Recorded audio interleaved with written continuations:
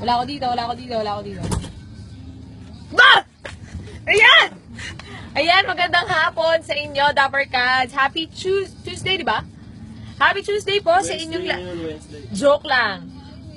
Happy Wednesday sa inyong lahat. Ayan, kamusta naman po kayo? Kamusta naman ang inyong Wednesday? Kamusta naman ang inyong lunch? Nakakain na ba kayo? Siguraduhin nyo nakakain na kayo. Huwag kayong magpapagutom. Huwag kayong magpapalipas ng gutom. Ayan, so nandito naman tayo sa panibagong episode na naman ng... Alam mo, dapat mag-isip tayo ng name ng episode. Yung ginagawa natin, kahit wala lang. So, ayun, sana okay naman ang linggo nyo. Sana masaya naman kayo. Sana nag-enjoy. Sana na-enjoy nyo ang summer nyo kasi konting panahon na lang magpapasok ka na ulit. So, sana sulitin nyo. Ayan, make time for your family and friends, sa loved ones, ganyan, bonding kayo, ganon. At hello nga pala sa lahat ng manonood natin. Ayan, hello sa inyong lahat. Kamusta po kayo ngayon?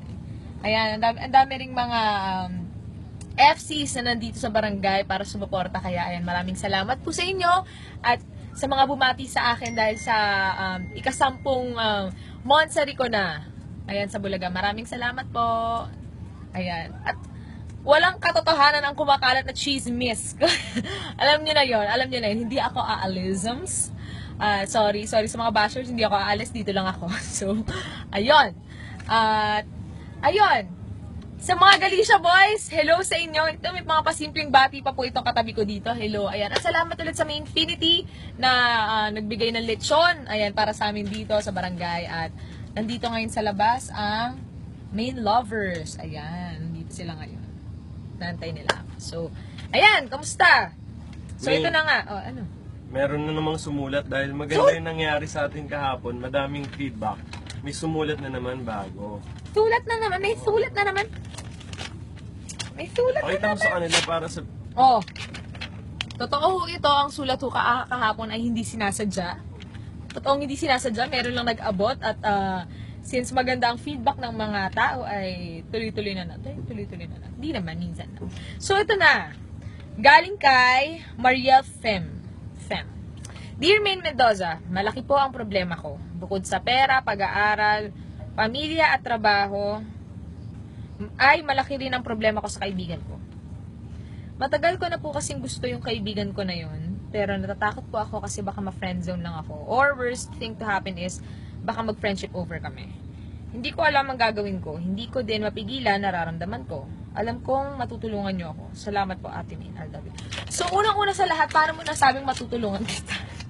Paano mo nasabing matutulungan kita? Wala ko sigurado ang matutulungan kita. So, ayun na nga. Ganto gawin mo ha. Isipin mo muna kung sigurado ka na ba dyan sa nararamdaman mo. At, i-identify mo muna kung anong love ba yung nararamdaman mo para sa kaibigan mo. As in, love ba na, wait lang. Love ba na gusto mo siyang maging kasintahan, ganun. As in, yung romantic love ba, ganyan. Or love lang na gusto mo lang siyang mahalin. As in, best friend, ganun. Kasi iba-iba yan eh. So, ganto. Siguro, i-assume na natin na gusto niya maging kasintahan ng kanyang kaibigan. Ano kasi, wala namang masama kung ikaw yung, para sa akin ito personal opinion, para sa akin wala namang masama kung ikaw ang magtatapat na may gusto ka sa kanya, may pagtingin ka sa kanya. Ewan ko kung iniisip mo ba dahil ikaw yung unang magtatapat o dahil ikaw yung babae. Para sa akin, ewan ko, wala namang kaso dun. Basta ang akin lang, kailangan maging handa kapag nagtapat ka.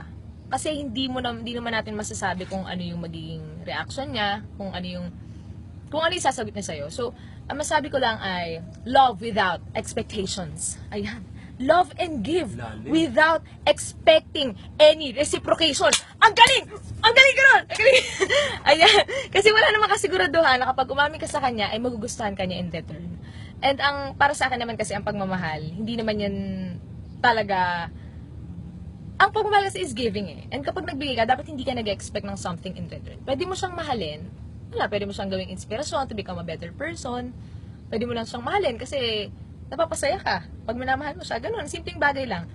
Yun lang ang major thing, huwag kang mag-expect.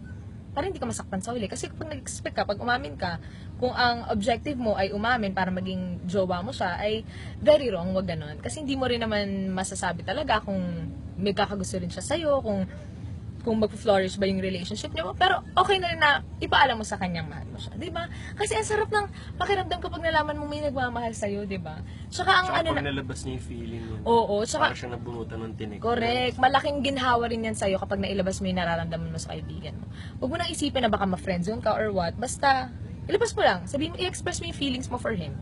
Huwag ka nang mahiya. Ganyan talaga. Huwag ka nang mahiya. Wala namang masama dun eh. Paalam mo lang sa kanya na mahal mo siya kasi iba rin yung feeling para sa kanya na malaman niyang may kaibigan siyang nagmamahal sa kanya. So, malay mo pag sinabi mo, di ba? Malay mo.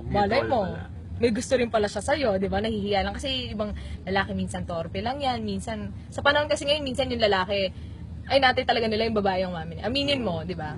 So, ganun. I-admit mo na lang sa kanya, pero huwag kang mag-expect ng anything. Tapos, ayun, mahalin mo lang siya para maging better person ka. Gawin mo siyang inspiration sa ginagawa mo para maging productive ka.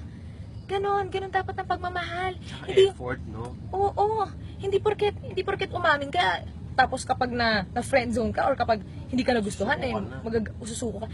Hindi naman ganun eh.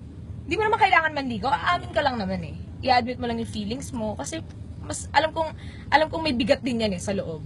Kasi pinipigilan mo. Huwag mong pigilan, mahalin mo lang, ganun talaga.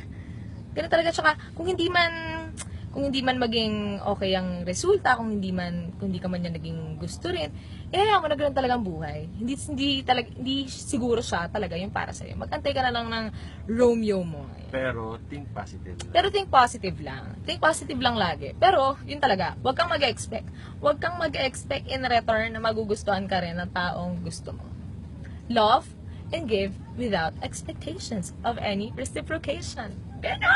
Word of the day. Ayan, to avoid disappointment. Ganon. Kasi pag na-disappoint ka, masasaktan ka lang. Tapos kapag nasaktan ka, baka, ito na naman, magwalo ka na naman sa sadness mo at magmukmuk ka na lang sa bahay, wala ka na gawin. Huwag ganon. Kailangan maging productive ka, lalong-lalo summer na ngayon. So, ayun, be happy and love everybody, you know. Love yourself first before you love other people. Ayan, yun lang ang ipapayo ko sa'yo. Huwag ka na mahiya. I-push mo yan, te. When you like someone, you go all in. Okay? Ganun yun. Yun. Sana may natutunan siya. Tingin mo ba may natutunan siya? Meron, maraming nakaka-relate sa Ayan. mga ganyan. Sana nakarelate kayo. And sana natulungan ko rin yung mga ibang tao na may same na problema. Ganun talaga. Alam nyo, ang pagiging heartbroken, hindi talaga maiwasan nila. Talagang dadating sa punto sa buhay natin, habang tumatanda tayo, nadadating na meron talagang isang Part tao. of our growing up. Yes, it's part of growing up na may sasakit sa atin, na may dudurog ng puso natin. Pero ang maganda dyan ay may lesson tayo natututunan sa bawat ganung bagay na nangyari sa atin. Sa bawat bagay na hindi maganda nangyari sa atin, meron tayong isang bagay na natututunan. Kaya think positive lang and lagi kayong magdadasal dahil eto na, ang susunod na, ang Classroom Superstar ng Pambansang Bay, Alden Richards. Ayan, kasi ang tagal na 8 minutes na eh. So, ayun ulit, kung meron man kayong problema or kung gusto niya ng payo galing sa akin na hindi naman talagang ewan ko kung nakakatulong, pero ayan, sana natutulungan kayo, and kung gusto niyo humingi ng payo sa akin, i-tweet nyo lang at i-comment nyo lang sa Eat Bulaga page. Ayan, dahil kailangan natin gumawa ng mga tagline eh, para di Gagawa tayo ng tayo. kapag iisipan, Excited na kami.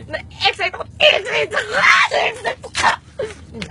So ayan, tutok na sa Eat Bulaga dahil susunod na ang Classroom Superstar at after nun ay kaya serye na. So you better watch out. You better not cry. You better not pout. I'll tell you why. Because Lola ni Dora is coming to town. Ayan. Bye-bye. Bye-bye sa inyo lahat. And have a great week. Ayan. Midweek marker Wednesday pa lang. So, ayun. Ayan. Maraming salamat sa lahat ng nanood. And maaga pa. Maaga pa tayo. Hindi. Maaga pa. So, mahaba pa ang araw. Kaya, be productive. Marami pa tayong pwedeng gawin. Huwag sayangin ang summer. Okay? Ayan. Maraming salamat and sa susunod ulit.